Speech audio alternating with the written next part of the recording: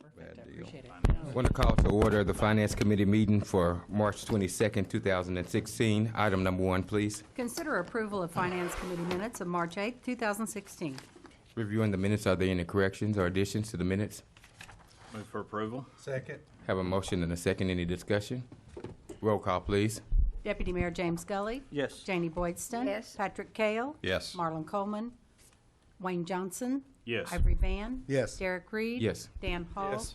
Mayor Coburn. Yes. Item number 1 passed. Item number 2, please. Consider approval of claims for all city departments, 3/2 of 2016 to 3/16 of 2016, or take other necessary action. Do we have a report from the Purchasing Committee? Yes, sir. The purchasing committee met earlier today, and we went over the claims list, and I move for approval. Second. Have a motion and a second to approve the claims. Any discussion? Roll call, please. Deputy Mayor James Gully. Yes. Janie Boydston. Yes. Patrick Kale. Yes. Wayne Johnson. Yes. Ivory Van. Yes. Derek Reed. Yes. Dan Hall. Yes. Mayor Coburn. Yes. Item 2 passed. Item number 3, please. Consider and take possible action on the proposal from Johnita Mullins in the amount of $1,800 for the preparation of a historical coloring book, Muskogee's Colorful History, and authorize the mayor and the city clerk to execute an agreement or take other necessary action. Ms. Callahan? Thank you, committee members. This is funded through our Certified Local Government Grant that we are awarded or will apply for and are awarded each year.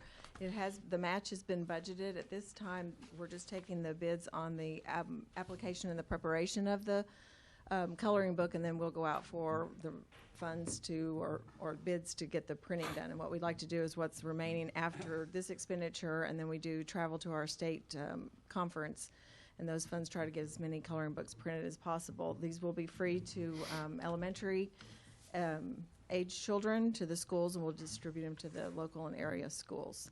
And to the adults, since there are some adults that need to be educated on our historic properties. Mr. Hall. She's picking on me, guys. Hey, it was one of 2 places, and I got in the second one. I move for approval. Thank you. We have a motion and a second. Any further questions for Ms. Callahan? Roll call, please. Deputy Mayor James Gully. Yes. Janie Boydston. Yes. Patrick Kale. Yes. Wayne Johnson. Yes. Ivory Van. Yes. Derek Reed. Yes. Dan Hall. Most definitely. Mayor Coburn. Yes. All right, item 3 passed. Item number 4. Consider approval of the appointment of Councilor Patrick Kale as representative City Council and Leanne Langston as representative of Downtown Muskogee Incorporated to serve on the Economic Development Planning Task Force. Mr. Root? Mr. Chairman, members of the committee, pretty plain here. We'd like to get Councilman Kale onto the Economic Development Task Force. Leanne will then switch to be the DMI representative, which I think, Wayne, you're the DMI right now, right? Or are you not? No, I'm serving as council representative for. Okay. So anyhow, that's what we'd like to do, get Patrick on as representing the City Council and shift Leanne to the DMI position. So happy to answer any questions. Move for approval. Second. I have a motion and a second. Any further discussion? Roll call, please. Deputy Mayor James Gully. Yes. Janie Boydston. Yes. Patrick Kale. Yes. Wayne Johnson. Yes. Ivory Van. Yes. Derek Reed. Yes. Dan Hall. Yes. Mayor Coburn. Yes. Item number 4 passed. Item number 5.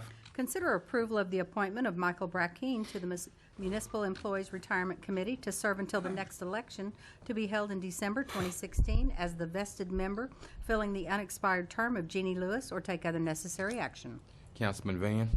Yeah, this is my appointee, Michael Brackeen. I think this would be a good fit for him. Also, when you appoint somebody, you go around and talk to employees. And some of the employees I talk to, they really favor Michael. So I think this would be a good appointee for this board. We have a Approval. Second. have a motion and a second. Any further discussion?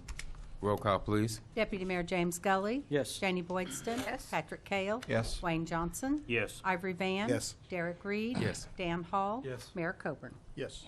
Item 5 passed. Item number 6. Consider approval of receiving donated funds for the month of February 2016 in the amount of $565 for the city's animal shelter sponsorship program as per the attached list, or take other necessary action. Chief? Mr. Chairman, for the month of February, we received $565 for the animal shelter sponsorship program, and I would request that we receive these funds. for the month of February. Move for approval. Second. I have a motion and a second. Any further discussion? Roll call, please. Deputy Mayor James Scully. Yes. Janie Boydston. Yes. Patrick Kale. Yes. Wayne Johnson. Yes. Ivory Van. Yes. Derek Reed. Yes. Dan Hall. Yes. Mayor Coburn. Yes. All right, item number 6 passed, and that was our final item, so the Finance Committee meeting is adjourned. And we'll now call to order the Public Works Committee meeting. Item number 1, Pam. Consider approval of Public Works Committee minutes of March 8, 2016. Any additions or changes? Move for approval. Second. Have a motion and a second. Any discussion? Roll call. Deputy Mayor James Scully. Yes. Janie Boydston. Yes. Patrick Kale. Yes. Wayne Johnson. Yes. Ivory Van. Yes. Derek Reed. Yes. Dan Hall. Yes. Mayor Coburn. Yes. And the motion carries. Item number 2. Hold a public hearing and take action on the approval of an ordinance rezoning the property located at 324 North 32nd Street, more particularly described in the ordinance, from C1 Local Commercial District to C2 General Commercial District, and if approved, authorize staff to revise the official zoning map of the city to reflect the said change or take other necessary action. We're now in the public hearing. Mr. Garvin. Mr. Chairman, members of the committee, the applicant, Bill Inhofe, is requesting approval to rezone property from the C1 Local Commercial District to the C2 General Commercial District. The property is located at 324 North 32nd Street. It's on the southeast corner of 32nd and Denison. The reason for the rezoning is to allow a tire shop to be located on the property. Looking at the existing zoning land use within the area, starting with the site. Currently, the site is zoned C1, Local Commercial, no gas station. North, across Denison Street, is zoned C2, General Commercial, and is a vacant lot. South is zoned C3, Regional Commercial, and it's the Western Motel. East, which is to the rear of the site, is zoned R1, Single Family, and is a vacant lot. And west, across 32nd Street, is zoned C2, General Commercial, and is Sooner Motel. Now, if you look at the land use map, it does indicate general and regional commercial zoning along the 32nd Street corridor. Therefore, this request complies with the comprehensive plan and the land use map that the City of Muskogee has adopted. This item's been recommended for approval by staff and Planning Commission. I'd be glad to answer any questions. Seeing that no one had signed up to address this issue, we're going to close the public hearing. Any discussion amongst this committee? Move for approval. May I be Second. Sure. May I be recognized, Mr. Chairman? I was just wondering, Mr. Gordon, has this business, has it opened yet? Yes, they have they opened, and the inspections department notified planning. We determined they weren't zoned. We told them as long as they got the application going through, we would not shut them down. However, if the zoning is denied, we would request that they vacate the property. Okay, 'cause I noticed they've been open quite a while, seemed like, and, you know, and I'm just seeing this, so Yeah, I don't know it's if a you could lengthy- open a business yes, before yes. you zone it. We have been working with them and told them again, as long as they were making progress, moving towards getting it rezoned, we would work with them until that point. Okay, thank you. Give the floor back to you, Mr. Chairman. Thank you. I have a motion. Did I have a second, Pam? Yes, you did. I have a motion and a second. Any other thoughts or discussion? Roll call. Deputy Mayor James Scully. Yes. Janie Boydston. Yes. Patrick Kale. Yes. Wayne Johnson. Yes. Ivory Van. Yes. Derek Reed. Yes. Dan Hall. Yes. Mayor Coburn. Yes. And motion carries. Item number 3. Consider approval to accept real property donation of 56 county surplus properties located within the original town site from Muskogee County to the City of Muskogee, or take any necessary action. Mr. Garvin. Mr. Chairman, members of the committee, the Board of County Commissioners contacted the City of Muskogee about donating 80 surplus properties to the city. We went through, we reviewed the properties. Of the 80 properties, we found 56 that were considered buildable lots of sufficient size that we're asking for the city to accept. All these properties are located within the original town site. And what we plan to do with the properties is if a developer or individual will take the property and develop it, we will provide it at no cost to that builder or individual. We'll also make it available to the surplus ordinance that we currently have, to where if you're abutting the property, you can obtain the property for, I think, $363 minimum cost. That's our plans on what to do with the property. Now, I will let you know that the county contacted me last week and submitted 97 additional properties for us to review. We have reviewed those, and we found approximately 38 that are buildable lots, that if the council approves this, we'll probably have another agenda item for those 38. Today, they submitted another list with 25 lots, and I haven't had the opportunity to review those lots yet. I think that is the last list, though. So we may have possibly another 50 properties on the next agenda if this one's approved. Glad to answer any questions. So Gary, is there what's the codes as far as what kind of house that it can build, or out of what materials and that sort of stuff? And square Typically, in the footage? past, what we said is that they just had to build a single-family dwelling. I mean, we could put any type of requirements you want, like the incentive program, for example. We said it had to be stick-built and at least 2-bedroom. But I think in this case, with the lots and how we're getting them, because typically when they're surplus to the county, no one was wanting to pay for them to buy them. So in this case, I would say as long as they develop it with any type of residential structure, we would probably be happy, because that would get it back on the tax rolls, get someone mowing, maintaining the lots, and that's both the county and the city's goal. In Get that taken in care of. accordance with what's permitted under our zoning code. Yes, yes, I've got a question. yes. Do you ever put together, or does the county provide to you maybe a map of some sorts with even Sharpie red dots just to kind of show the approximate location of these properties? We have got those mapped out already, Okay. and we will have that map available for anyone who wants to come in and look at them. Okay, I'd like to come in. Okay? My question is this. We take in these 56 properties, then we take in another 50 properties. Who's responsible for mowing these and upkeep while we have these? Okay, first of all, our goal would be to hopefully get as many as we can turned over into someone who will mow and maintain them. But the ones that will not, our first priority would be to use the community service workers, Roy's program, to get them to mow and take care of them. But that many lots, we will not be able to take care of that many lots during the summer. So what we'd fall to next is our weed abatement contractor. Okay. Who takes care of them if the county hangs on to them? The county has a individual hired or did have one hired to take care of some of the county lots. I'm really in favor of the county taking care of these until we need them. That's my only problem with taking so many properties in. Because in the past, if we needed them, we would go get them and bring them over. Because why do we want to, right here at mowing season, want to take on a big headache of mowing property that we may not sell for a while? I understand the program and I understand what we want to do. I'm not in favor of sitting here paying more money to mow yards that we don't have to mow yet. I don't like pulling money out of our city to do that. I don't know that I wholeheartedly disagree with what you're saying. Personally, I think it would be easier for me to digest if I could have any idea at all where these properties are and make my own assumptions as to whether, well, this area looks like, we could do some things here and foster some growth or encourage some developer to come in and put up a home, or no, this just is never going to work and we've just bought ourselves some grass to mow. Or,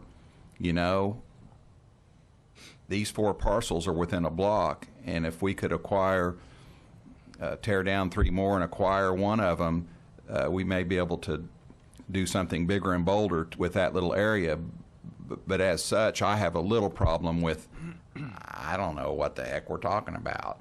Yeah, just like even little dots on a map would give me some sort of an idea of the area of town, the area of homes around it, just give me a little bit more clarity. Yeah.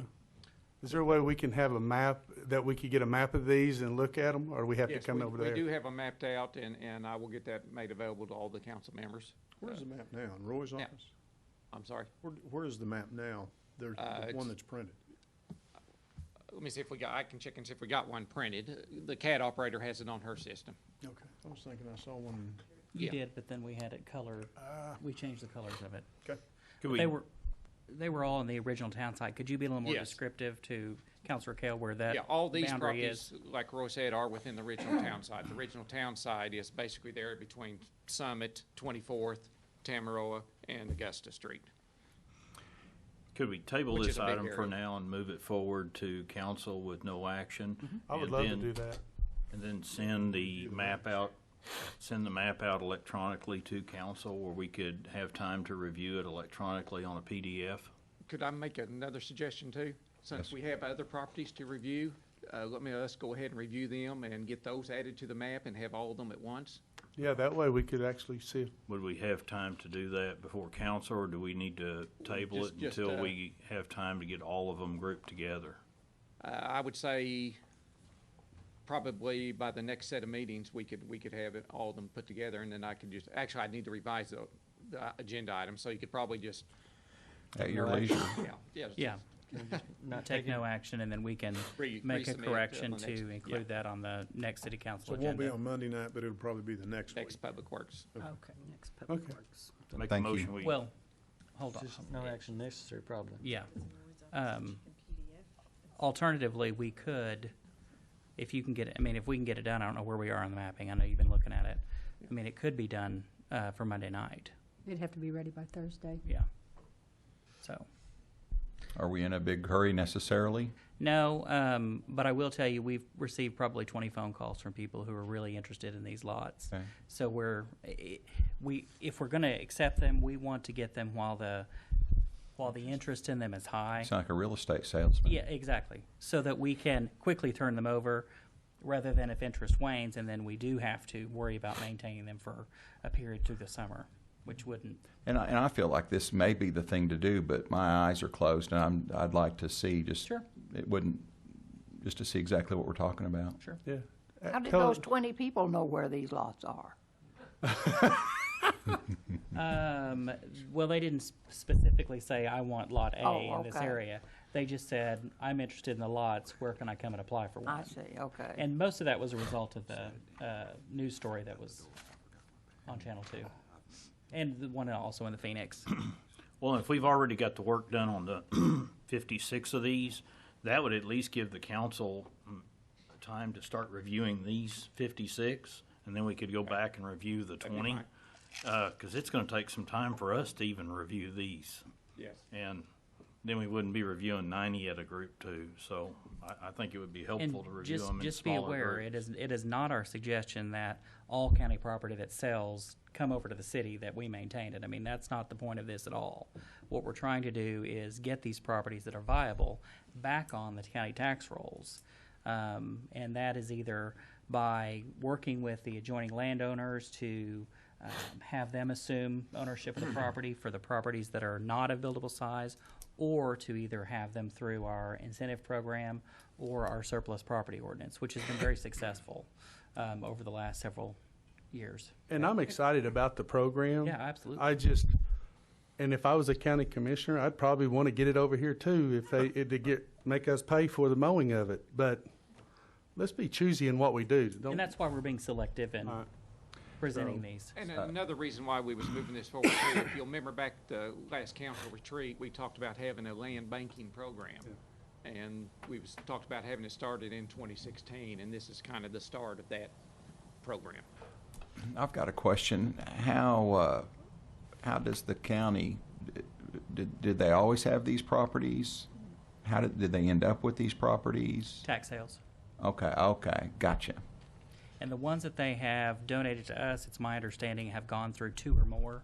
They'll go through the October and the June sale, and nobody will bid on it. The issue with, just because a property doesn't sell at the county tax sale doesn't mean it's necessarily a wholly undesirable property. Mm-hmm. They're limited on the publicity for, the people who Getting are the word coming out. down to who are coming down to the courthouse to bid on it. And so I think part of that is the issue as well. Okay. Because they'll have a list of, 200 properties that are doing the bids on. And if you're someone who's looking to build a home, I don't know that you would want to go through and sculpt through those. Well, and somebody that might properties. be interested in one of those properties may not be interested in 200 of those properties. And I don't believe they provide a map. No. It's just a legal description. Yeah, you've got to, at the county sale, typically it's Yeah. legal. You got to do your own research and find out where it's at. Yeah. Thank you, Gary. So if this is ultimately accepted, we will make this as user-friendly as possible. So Make a motion, we move it forward to Monday night. I'd prefer that you take no action so we can modify the agenda to include those additional items, but it's whatever your Mis- desire is. Mr. Chairman, I'll be recognized before we Sure. take this. I was just curious, Gary, are these lots utility ready? Some of them are, not all of them. Now, if they're not, the incentive program kicks in. I mean, if people put a house there through the city. Yes, you can build a house there, but if the utilities are not there, then that person would have to extend the water and sewer. Which what we wanted to also do is hopefully we're gonna get some more incentive money and tie this also into the incentive program. We'll provide $25,000 for infill lots, because I'm assuming every one of these lots will meet the requirements for an infill lot. But again, there will be some, I mean, some of these lots are pretty thick, grown up with trees. Some of them are really good shape. So, but they're large enough to where they can be built upon. And that was our main concern, is try to get someone to get them and develop them. I think that ought to be made known to the people that's interested in these lots, that they're either utility ready, they're not utility ready. Because the sewer, tap the water main is expensive. I'll yield the floor back to you, Thank you. Chairman. So why can't the county just give these away? Because they're restricted on how they can get rid of them by state law. Okay. So if they move them to us, then we're kind of unbound a little bit? Yeah. Okay. So we will take no action on this item. You have a motion. I'll withdraw. Oh, Oh, I'm sorry. okay. All right, so we'll withdraw. We're going to table this. Item number 4. Consider approval for the use of Davis Airfield on April 29th and 30th for the 2016 Touch-a-Truck fundraising event as approved by the Airport Board on December 9th, 2015, or take other necessary action. Mr. Stewart. Yeah, this is a formality that we go through just to get the use of the airport for the Touch-a-Truck event. The Touch-a-Truck event is a fundraiser for the library. The Touch-a-Truck event is actually asking for April 29th and 30th of 2016. They'll use that big ramp that's on the south side of the airport. They need the 29th for setup day, and then the actual event will be on the 30th, and that's from 9 a.m. to 1 p.m. It's a very good event, a lot of participation. It's a fun event for us. As it gets closer to the event itself, we'll have more information. We'll actually come up and do a short presentation, and we'll have something in your council packets or your weekly reports for you. Recommend approval. This was approved by the Airport Board. A great event. Thanks, Mike. Move for approval. Second. Have a motion and a second. Any other discussion? I'd just like to say, man, it is a great event, but it could not be possible without City of Muskogee and especially PublicWorks. And they do a fantastic job supporting this event. And enjoy every minute of it. I know they enjoy it, but there's a lot of work that goes into it. Sure. They haven't renamed it yet, the Honka Horn. Still Touch-a-Truck. It is a lot better event and a lot more enjoyable since it has moved to Davis Field. Yeah. Because nice, it's a lot more open air, but if you get an opportunity, kids and grandkids, it's an awesome event for our community. You know what's shocking is that we just have repeat people coming back. The same people are out there every year, and kids, the faces are just as big as smiles on them as ever. Biggest kids I've seen's out there. Yeah. So Dan goes, I can take it? Nope, I've never been. Seriously. Roll call. You need to come. Roll call, please, Ben. Deputy Mayor James Scully. Yes. Janie Boydston. Yes. Patrick Kale. Yes. Wayne Johnson. Yes. Ivory Van. Yes. Derek Reed. Yes. Dan Hall. Yes. Mayor Coburn. Yes. And the motion carries. Seeing that no citizens signed up to speak to this committee, we are adjourned. We will now convene the special call city council meeting. Roll call. Mayor Bob Coburn. Here. Deputy Mayor James Scully. Here. Dale Hall. Present. Marlon Coleman. Janie Boydston. Here. Wayne Johnson. Here. Patrick Kale. Here. Ivory Van. Here. Derek Reed. Here. Item number 1, please. Discuss and take action to appoint a member to the purchasing committee succeeding Leanne Langston or take other necessary action. Mr. Tucker. I should probably defer this item to the purchasing committee chairman, but as staff, I will tell you that this item was taken by the purchasing committee at the meeting earlier today, since we do have a vacancy on that committee, and the committee unanimously recommended the appointment of Counselor Hall to serve on that committee. Well, that'll be fun. I get to spend more time with Mr. Gully. So I had to think Spend long and more hard on that. Mr. Cahill has been spending way too much time being volunteer. Yeah, don't push it. So anyway, that was the recommendation of the purchasing committee, and I yield the floor over for action. Now would be time for a motion. Move for approval. Second. With reluctance, we got a motion and a second. I'm sure there'll be some discussion. I'm not saying any Roll more. call. Deputy Mayor James Gully, Yes. Janie Boydston. Yes. Patrick Kale. Yes. Wayne Johnson. Yes. Ivory Van. Most definitely, yes. Eric Reed. Yes. Dan Hall. Yes. Mayor Coburn. Yes. Item number 2. Consider approval to enter into contract negotiations with H&G Paving Contractors for the construction of the street and parking improvements to the Love Hatbox Sports Complex for G-Fest Music Festival, or take other necessary action. Mr. Stewart. Yes, this item is to actually authorize us to enter into, or Mr. Tucker to enter into contract negotiations with H&G Paving. Mr. Mahajan is here to explain the bids for you, the process that we did to put them together, and then we'll be available for questions. Speak loudly and clearly. Definitely.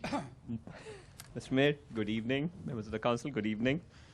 As we all in this room are most excited to get G-Fest here in the middle of June, PublicWorks, in conjunction with the Parks and Rec, we were tasked to get the street, the access built for that. So that's what we did. This is the bid drawing we sent out, and it says the new access road. And there's another access which is there, which we're going to modify, so it will become in line with the actual runway. To do this, we advertised those bids. We got about 5 bids back: Mac Construction, Ross Construction, Fricks, Williams, and H&G. And we did add the. We're done. Oh no! Sorry, Rob. Do. Okay, thank you, Gary. We did add this bid comparison to your packet, and we went through all those diligently. Those things are comparing all those prices item by item, and we felt very comfortable in recommending H&G Paving Contractors.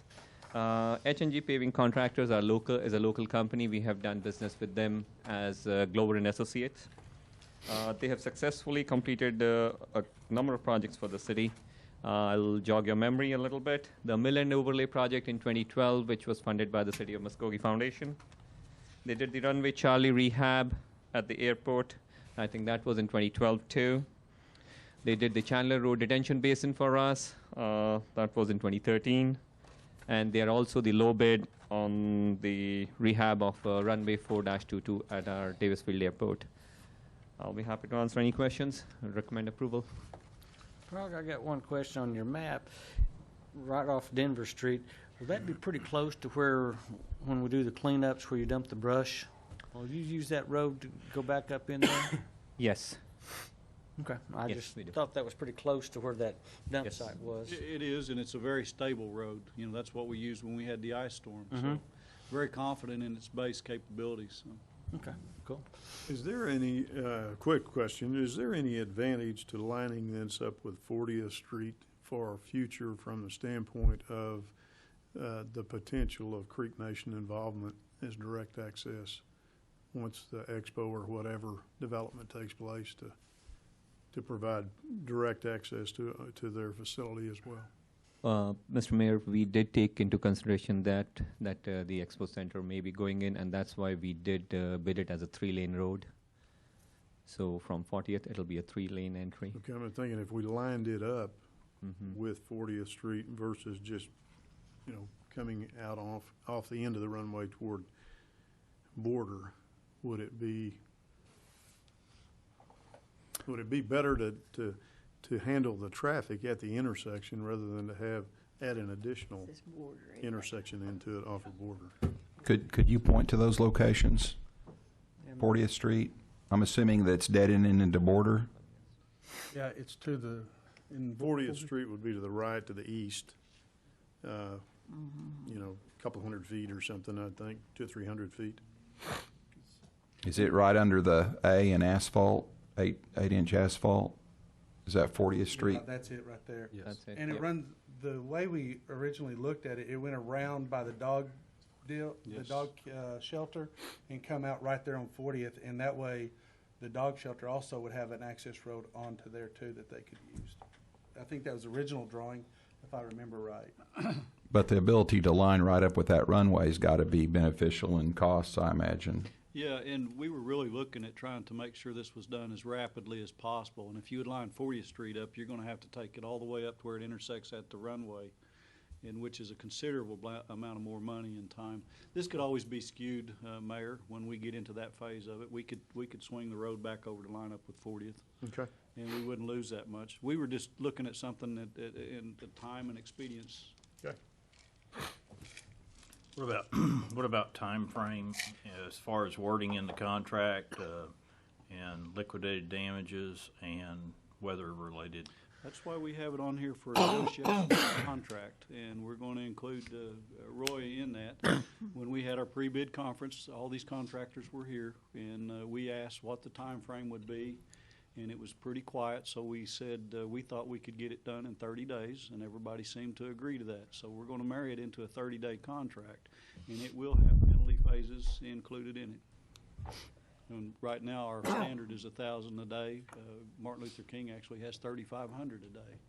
We are in the rainy season. We've got some obstacles, but it is every bit of our intent to try to put a contract together that has clauses in it that will get it done in time for the event. So we all understand the necessity and the need. And if we do it in a 30-day, we still have some wiggle room in there.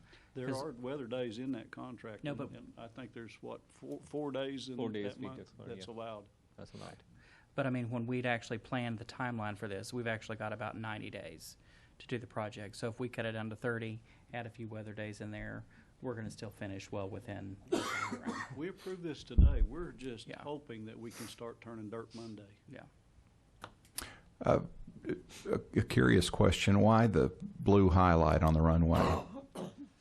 Mr. Kale, that is just for the 2-inch asphalt overlay which we are going to put next to the runway. That is for the hard standing area for the RVs. Okay. Yes. That runway used to be that actual width, Mr. Kale. And in previous years, we've gone in there and overlaid the center 75 of it. Mm-hmm. So the center 75 has 2 inches more of asphalt than the actual total width. So the blue areas are where we're going to go ahead and fatten those up to make them the same thickness as the existing runway for the RVs to park. Great. Move for approval. Second. Motion and a second. Is there discussion? Further? Roll call.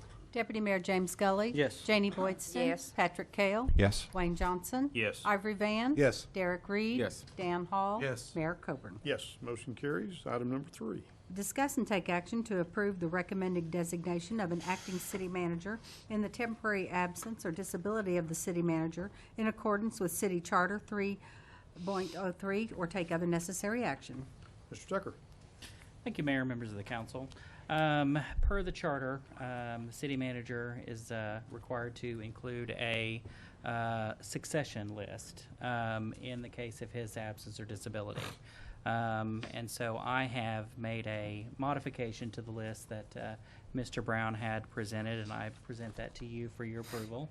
This names our Administrative Services Director / Assistant City Manager as the first person to assume the office in my temporary absence.